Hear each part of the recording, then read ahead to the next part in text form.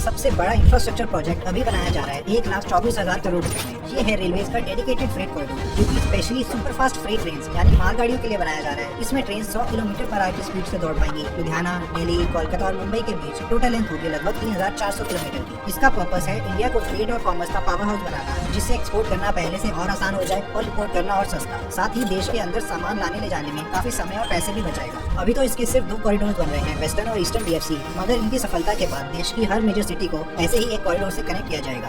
इनके पूरी तरह खुलने के बाद कई ग्राउंड ब्रेकिंग अचीवमेंट देखने को मिलेंगी, जैसे कि 1.5 किलोमीटर लंबी ट्रेन डबल स्टैक कंटेनर्स के साथ दुनिया की पहली 7.1 मीटर ऊंची टनल सोना में, नया 12,000 हॉर्स पावर का सबसे पावरफुल फ्रेट लोकोमोटिव और world class automatic signalling system. इस प्रोजेक्ट की ऐसी और भी काफी इंटरेस्टिंग डिटेल्स हैं, मगर उससे पहले देखते हैं कि इंडियन रेलवे को डेडिकेटेड फ्रेट कॉरिडोर की जरूरत क्यों पड़ रही है एक्जिस्टिंग नेटवर्क से अलग। आज से 185 साल पहले इंडिया में रेलवे की शुरुआत फ्रेट ट्रेन से हुई थी, जब 1837 में मद्रास के रेड हिल्स से चिंताद्रिपेट तक पहली लाइन बिछाई गई। इसको रोड बिल्डिंग मटेरियल को लाने ले जाने के लिए बनाया गया था। इसके 16 साल बाद 1853 में पहली पैसेंजर ट्रेन चली थी मुंबई में बोरीबंदर से थाने तक। इसकी पॉपुलैरिटी और एफिशिएंसी को देखते हुए देश के हर कोने तक रेलवे लाइंस बनाई गई, दोनों पैसेंजर और फ्रेट ट्रैफिक के लिए, जिसकी वजह से इंडिया आज दुनिया का चौथा सबसे बड़ा रेलवे नेटवर्क बन पाया है 68,000 किलोमीटर की टोटल लेंथ के साथ। ये नेटवर्क तो काफी इंप्रेसिव है, मगर इसमें कुछ इश्यूज आते हैं, जैसे कि इसके कई सेक्शंस पुराने हैं, बुरी हालत में और अपनी कैपेसिटी से ऊपर ऑपरेट कर रहे हैं। और क्योंकि इसे दोनों पैसेंजर्स और फ्रेट ट्रेन आपस में शेयर करते हैं, इसलिए इसमें काफी डिलेज भी देखने को मिलते हैं। ज्यादातर डिलेज फ्रेट ट्रेन को झेलने पड़ते हैं, उनको प्रायोरिटी नहीं दी जाती, क्योंकि पैसेंजर ट्रेन को ज्यादा देर रोका नहीं जा सकता। कई बार तो ये घंटों तक खड़ी रहती हैं लाइन के क्लियर होने के लिए, जिसकी वजह से कोई प्रॉपर शेड्यूल नहीं फॉलो कर पाती। इन्हीं कारणों से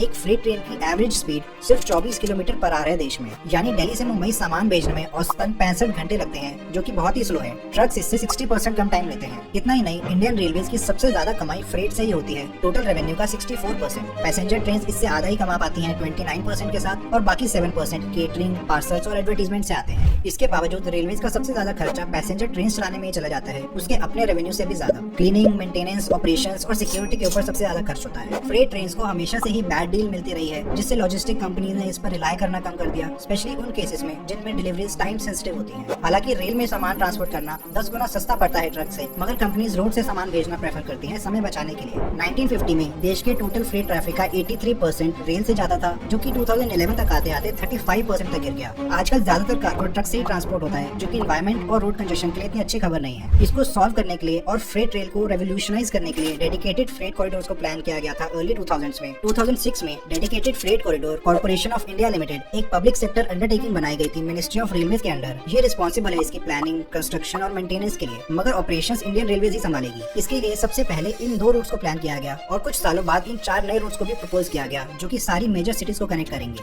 ये रूट्स इसलिए चूज किए गए क्योंकि रेलवे का मेजर ट्रैफिक इन्हीं से होकर गुजरता है। हर साल इंडियन रेलवे 121 करोड़ टन का फ्रेट ट्रांसपोर्ट करती है, जिसमें से 55% ट्रैफिक गोल्डन क्वाड्रिलेटरल रूट्स के थ्रू जाता है। इतना ही नहीं, ये पूरा रूट अपनी कैपेसिटी से 15 से 50% तक ज्यादा ऑपरेट कर रहा है कई सालों से। इन डेडिकेटेड फ्रेट कॉरिडोर्स में सिर्फ फ्रेट ट्रेन ही चलेंगी, पैसेंजर ट्रेन को आने नहीं दिया जाएगा। Western dedicated freight corridor UP में दादरी से स्टार्ट होगा, फिर ग्रेटर नोएडा से पास करते हुए यमुना को क्रॉस करेगा, जहां इसकी एंट्री हरियाणा में हो जाएगी। आगे फरीदाबाद के साउथ से होता हुआ जाएगा सोना की तरफ, जहां दुनिया की सबसे ऊंची फ्रेट टनल बनाई जा रही है 10.5 मीटर ऊंचाई के साथ। इतनी ऊंची इसलिए होगी क्योंकि इसमें से डबल स्टैक कंटेनर ट्रेन जाएंगी। इसके ऊपर इलेक्ट्रिफिकेशन सिस्टम भी होगा, जिससे इसकी हाइट इंक्रीज हो गई। डबल स्टैक में 2 कंटेनर्स को एक के ऊपर एक रखा जाता है, जो कि बहुत रेयर है फ्रेट ट्रेन के लिए दुनिया भर में, मगर ऐसा करने से वेस्टर्न DFC काफी कॉस्ट इफेक्टिव और एफिशिएंट हो जाएगा। ये 1 किलोमीटर लंबी टनल होगी डी शेप में, जिसकी हाइट होगी 10.5 मीटर और विड्थ होगी 14.5 मीटर की। इसका क्रॉस सेक्शनल एरिया हो जाएगा 150 स्क्वायर मीटर का, देश की सबसे बड़ी टनल्स में से एक। और क्योंकि इस टनल में कर्व है, तो विड्थ और हाइट को थोड़ा ज्यादा रखेंगे उधर, ताकि ट्रेन टर्न्स ले सके बिना टकराए। आगे ये कॉरिडोर रेवाड़ी से होते हुए जाएगा, जहाँ कई बार राजस्थान और हरियाणा में अंदर बार करके फाइनली राजस्थान में घुस जाएगा नारनौल के साउथ में। एग्जिस्टिंग लाइंस के साथ चलेगा मोस्टली। फुलेरा के राउंड एक बाईपास बनाया जाएगा, फिर अजमेर से पास करेगा। कई और किलोमीटर राजस्थान में ट्रैवल करने के बाद गुजरात में एंट्री लेगा माउंट आबू के पास। आगे पालनपुर से सीधा जाएगा, मगर एक ब्रांच इस लाइन से भी लिंक की जाएगी, ताकि इससे ट्रेन गुजरात के मेजर इंटरनेशनल शिपिंग पोर्ट्स तक जा पाए, कांडला और मुंद्रा पोर्ट्स। इससे हजारों शिप्स पास करती हैं हर महीने। महसाना में इधर साउथ वेस्ट डायरेक्शन से आने वाली लाइन को इजीली कनेक्ट कर पाएगा बिना किसी सिग्नल और ग्राउंड क्रॉसिंग के। इससे कनेक्ट करना इसलिए भी इम्पोर्टेंट है क्योंकि ये line major industrial cities Rajkot और जामनगर तक जाती है। आगे ये अहमदाबाद के नॉर्थ से ही अलग हो जाएगा। ग्रीनफील्ड सेक्शन होगा ये, जो कि अहमदाबाद के वेस्ट से होता हुआ जाएगा, फिर वडोदरा को भी बाईपास करेगा, बीच में सारी लाइन से लिंक करते हुए। Under construction Delhi Mumbai expressway के पैरेलल चलेगा भरूच तक। इनके अलावा बुलेट ट्रेन भी बनाई जा रही है, जो कि इसी रूट से होते हुए जाएगी। यानी इस पूरे स्ट्रेच में देश के 3 सबसे इंपॉर्टेंट प्रोजेक्ट साथ में चल रहे हैं, जो कि काफी इंटरेस्टिंग है। कई लोग काफी एक्साइटेड हैं इन तीनों प्रोजेक्ट्स के पूरे होने के लिए। आगे नर्मदा रिवर को क्रॉस करके DFC वापस एग्जिस्टिंग रेल लाइन से मिल जाएगा। सूरत के ईस्ट से बाईपास करते हुए जाएगा, कई और किलोमीटर किलोमीटर चलेगा गुजरात में और यहाँ महाराष्ट्र में एंटर हो जाएगा। आगे दहानू को बाईपास करके फिर मौजूदा लाइन से मिल जाएगा।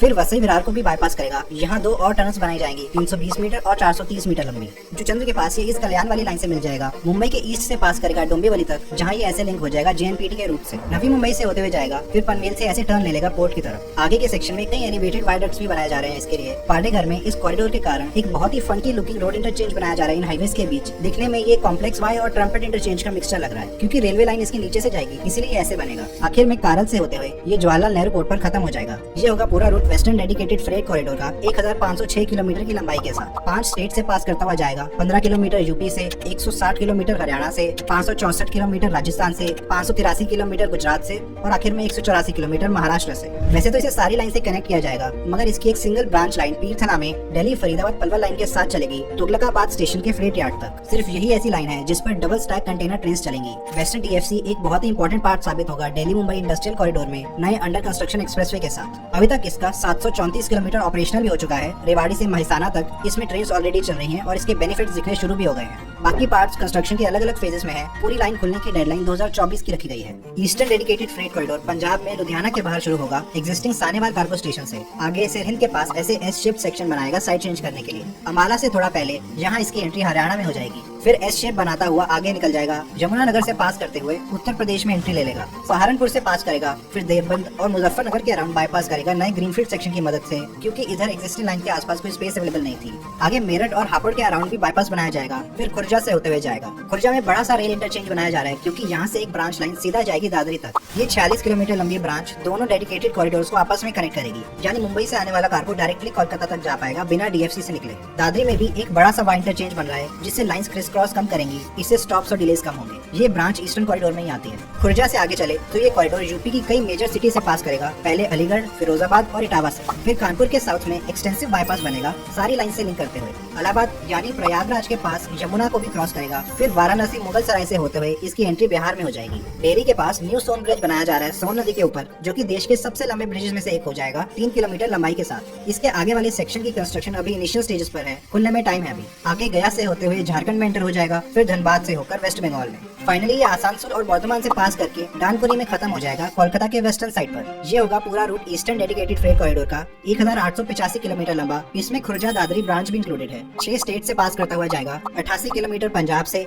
72 किलोमीटर हरियाणा से, 1078 किलोमीटर यूपी से, 245 किलोमीटर बिहार से, 199 किलोमीटर झारखंड से और आखिर में 203 किलोमीटर वेस्ट बंगाल से। रूट में इसे सारी लाइन से कनेक्ट किया जाएगा और सारी लेवल क्रॉसिंग्स भी रिमूव कर दी जाएंगी। इस पर सिंगल स्टैक कंटेनर ट्रेन चलेंगी मैक्सिमम स्पीड से। अभी तक इसका 774 किलोमीटर ऑपरेशन हो चुका है कानपुर से खुर्जा और दादरी तक। आगे का थोड़ा और स्ट्रेच भी ऑपरेशनल है। बाकी पार्ट कंस्ट्रक्शन के अलग अलग फेजेस में है। लुधियाना से डेरी तक का पार्ट 2023 तक खुलने की उम्मीद है। दोनों कॉरिडोर्स पूरी तरह से इलेक्ट्रिफाइड होंगे। 25 kilovolt AC power supply run करेगा ओवरहेड वायर्स में। वैक 12 लोकोमोटिव्स इस पावर को एक्सेस करेंगे सुपर लॉन्ग पैंटोग्राफ की मदद से। वैक 12 दुनिया के सबसे पावरफुल फ्रेट लोकोमोटिव्स में से एक है, 12,000 हॉर्स पावर के साथ। स्पेशली DFC के लिए बनवाया है इसको इंडियन रेलवेज ने एल्स्टम के साथ मिलकर। इलेक्ट्रिक लोकोमोटिव ज्यादा एफिशिएंट होते हैं डीजल के कंपैरिजन में और कम पॉल्यूशन भी फैलाते हैं। दूसरे रूट्स में भी डीजल इंजन को फेज आउट किया जा रहा है धीरे धीरे इलेक्ट्रिफिकेशन के फेवर में। DFC ज्यादातर रूट के लिए एक्जिस्टिंग रेलवे लाइंस के साथ चलेंगे, नए स्टेशन और फैसिलिटीज बनाते हुए। कई टाउन्स और सिटीज को बाईपास किया जाएगा जहाँ स्पेस अवेलेबल नहीं है। ब्रॉड गेज ट्रैक्स इस्तेमाल होंगे, जो कि सबसे कॉमन ट्रैक गेज है इंडिया में। पूरा रूट ग्रेड सेपरेटेड भी होगा, यानी कोई भी लेवल क्रॉसिंग मौजूद नहीं होगी, जैसे आजकल के नए एक्सप्रेसवेज बनाए जाते हैं। सारी एक्जिस्टिंग लेवल क्रॉसिंग्स को एलिमिनेट कर दिया जाएगा अंडर पासेस या ब्रिजेस बनाकर। इससे एक्सीडेंट्स के साथ साथ डिलेज भी कम होंगे और रोड ट्रैफिक में भी इंप्रूवमेंट देखने को मिलेगी। 1.5 किलोमीटर लंबी ट्रेन चलेंगे DFC में, अभी से 2 गुना लंबी, और एक ट्रेन 400 कंटेनर्स कैरी कर पाएगी। इसके प्लेटफॉर्म्स भी लंबे होंगे, इसलिए स्टेशन को एक दूसरे से दूर बनाया जाएगा। 40 किलोमीटर दूर डबल ट्रैक सेक्शन में और 10 किलोमीटर सिंगल ट्रैक में। न्यू स्टेशन का नाम पुराने स्टेशन के आगे न्यू ऐड करके रख दिया जाएगा, जैसे खुर्जा स्टेशन हो जाएगा न्यू खुर्जा स्टेशन। बाकी स्टेशन के साथ भी ऐसे ही होगा। State of the art automatic signalling system भी लगाया जाएगा, जिसमें अगर किसी ट्रेन के आगे लाइन ब्लॉक्ड हो तो सिग्नल ऑटोमेटिकली रेड हो जाता है। कोई मैनुअल इनपुट की जरूरत नहीं पड़ेगी। एक्सीडेंट का खतरा भी काफी टल जाएगा इससे। इलाहाबाद प्रयागराज में इसका कंट्रोल सेंटर बनेगा, जिसमें DFC पर चलने वाली सारी ट्रेन को मॉनिटर किया जाएगा एक ही रूम से। ये दुनिया के सबसे बड़े कंट्रोल सेंटर्स में से एक होगा। DFC के बनने से फ्रेट ट्रेन की average speed 24 kilometre per hour से बढ़कर 70-80 किलोमीटर पर आवर हो जाएगी, पहले से 3 गुना ज्यादा। 100 किलोमीटर पर आवर की मैक्सिमम स्पीड से दौड़ेंगी ट्रेन। इंडियन रेलवे के अकॉर्डिंग इससे 24 घंटे में शिपमेंट की जा सकेगी जाएगी इंडिया के हर कोने तक, जो कि एक बहुत ही बड़ी अचीवमेंट होगी। ट्रैक्स की लोड कैपेसिटी 25 टन पर एक्सल वैगन होगी और ब्रिजेस में 32.5 ton axle load, existing line से 50% ज्यादा। ट्रेन पहले 5400 टन का लोड कैरी करती थी और अब 13000 टन का लोड कैरी कर पाएंगी, पहले से 2.5 गुना ज्यादा।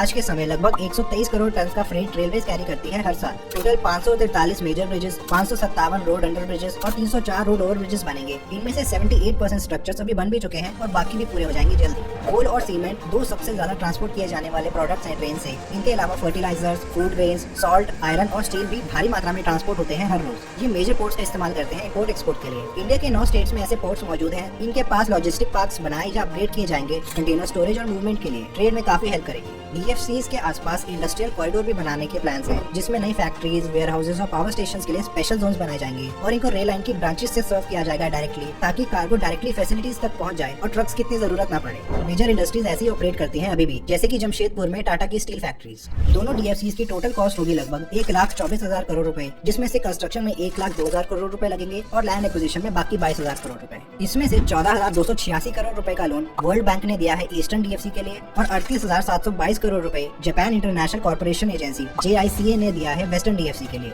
बाकी फंडिंग दूसरे बैंक लोन्स, इंडियन रेलवेज की इन्वेस्टमेंट और पब्लिक प्राइवेट पार्टनरशिप से आएंगी। DFCs इंडिया में रेलवेज का लार्जेस्ट प्रोजेक्ट है, दोनों लेंथ और इन्वेस्टमेंट में। इसको बनाने और मेंटेन करने के लिए DFCCIL को सेटअप किया गया था 2006 में। ये डायरेक्टली मिनिस्ट्री ऑफ रेलवेज के अंडर आती है, इंडियन रेलवेज के अंडर नहीं। DFCs के फायदे अनेक होंगे। सबसे बड़ा, फ्रेट मूवमेंट में भारी टाइम और कॉस्ट सेविंग। ज्यादा कार्गो लंबे डिस्टेंसेस कवर करेगा सस्ते में और तेजी से। लॉजिस्टिक कॉस्ट में 30 से 40% तक गिरावट देखने को मिलेगी। डोमेस्टिक और इंटरनेशनल ट्रेड दोनों और आसान हो जाएंगे। प्रेजेंटली देश में ओवरऑल कार्गो मूवमेंट का 30% ट्रेन से होता है, जो कि पिछले 60-70 सालों में काफी गिर गया है। कंपैरिजन के लिए 1950s में 80% कार्गो ट्रेन से भेजा जाता था। इसको चेंज करना जरूरी महसूस हुआ इंडियन रेलवेज को, इसलिए कई मेजर्स लिए गए इसको सॉल्व करने के लिए, जिसमें से DFC सबसे बड़ा है। 2050 तक आधे से ज्यादा कार्गो को ट्रेन से भेजने की उम्मीद लगाई है रेलवेज ने। ये करना इतना आसान नहीं है, मगर इम्पॉसिबल भी नहीं है। DFC से फ्रेट के साथ साथ पैसेंजर ट्रेन को भी बहुत फायदा होगा। वो कैसे? देखो, अभी पैसेंजर और फ्रेट ट्रेन को मौजूदा रूट शेयर करना पड़ता है, तो उसमें प्रायोरिटी होने के बावजूद भी पैसेंजर ट्रेन को डिलेज का सामना करना पड़ जाता है। जब अलग से एक डेडिकेटेड रूट खुलेगा तो फ्रेट ट्रेन उसको ज्यादा इस्तेमाल करने लगेंगी और पुराना रूट पैसेंजर ट्रेन के लिए खुल जाएगा काफी हद तक, जिससे उनकी भी स्पीड और कैपेसिटी बढ़ाई जा सकेगी। विन विन सिनेरियो है दोनों के लिए। अंदाजा लगाया गया है कि लगभग 70% फ्रेट ट्रेन शिफ्ट कर जाएंगी DFCs पर। ट्रक ट्रैफिक भी डिक्लाइन होगा, क्योंकि जहां एक ट्रक सिर्फ 10 टन का कार्गो कैरी कर पाता है, नई ट्रेन 13,000 टन का माल ढो पाएंगी। यानी सिर्फ एक ट्रेन से 1,300 ट्रक्स को रोड से हटाया जा सकता है। इससे ट्रैफिक कंजेशन भी कम होगा कई एरियाज में।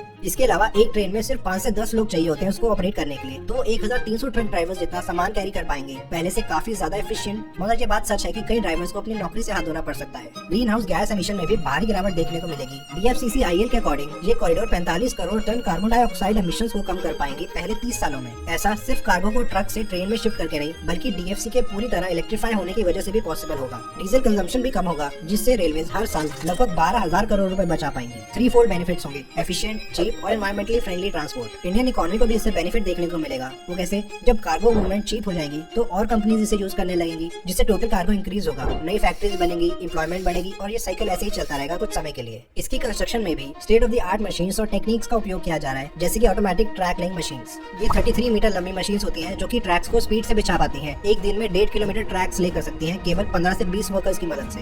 मैनुअल मेथड के कंपैरिजन में ये कई गुना ज्यादा एफिशिएंट और क्विक होगा। दोनों DFCs मिलाकर लगभग 75% काम कंप्लीट हो चुका है। 1508 किलोमीटर का रूट ऑलरेडी ऑपरेशनल है और अगले साल जून 2023 तक बचा हुआ ज्यादातर रूट खुल जाएगा, मगर आखिरी कुछ सेक्शंस खुलने में 2024-25 लग जाएंगे। ईस्टर्न और वेस्टर्न DFCs के अलावा 4 और कॉरिडोर्स भी प्रपोज किए गए हैं मेजर सिटीज के बीच, जो कि इनकी सक्सेस को देखकर बनाए जाएंगे। पहला होगा नॉर्थ साउथ कॉरिडोर, दिल्ली से चेन्नई के बीच 2300 किलोमीटर लंबा। रास्ते में आगरा, भोपाल, नागपुर, हैदराबाद और विजयवाड़ा के पास से होते हुए जाएगा। दूसरा होगा ईस्ट वेस्ट कॉरिडोर, कोलकाता से मुंबई के बीच 2000 किलोमीटर लंबा। ये रायपुर, नागपुर और नासिक से गुजरेगा। नागपुर में नॉर्थ साउथ कॉरिडोर से भी लिंक होगा। इसके बाद ईस्ट कोस्ट कॉरिडोर बनेगा, खड़गपुर से विजयवाड़ा तक 1100 किलोमीटर लंबाई के साथ। ये इंडिया के ईस्टर्न कोस्ट के साथ चलेगा, बीच में भुवनेश्वर और विशाखापट्टनम से होते हुए। आखिरी सदर्न कॉरिडोर होगा, चेन्नई से गोवा तक 900 किलोमीटर लंबा। इसका रूट अभी फाइनलाइज नहीं हुआ, मगर मोस्ट प्रोबेबली ये बैंगलोर और शिवमोगा से होते हुए जाएगा। इन चारों प्रपोज्ड DFCs की कुल लंबाई होगी लगभग 6300 किलोमीटर। डेडिकेटेड फ्रेट कॉरिडोर्स देश में कार्गो मूवमेंट को रेवोल्यूशनाइज कर देंगे। वो दिन दूर नहीं जब हम टाइमली डिलीवरी के लिए इन पर निर्भर करेंगे। एफिशिएंट, फास्टर लॉजिस्टिक्स के साथ चीपर और एनवायरमेंटली फ्रेंडली भी होंगे। इकोनॉमी में बहुत पॉजिटिव इम्पैक्ट होगा। इंडस्ट्रीज और एम्प्लॉयमेंट भी बढ़ेगी, बस कुछ ट्रक ड्राइवर्स को छोड़ के। ऐसे और भी मेगा प्रोजेक्ट्स के बारे में जानने के लिए सब्सक्राइब करें। धन्यवाद।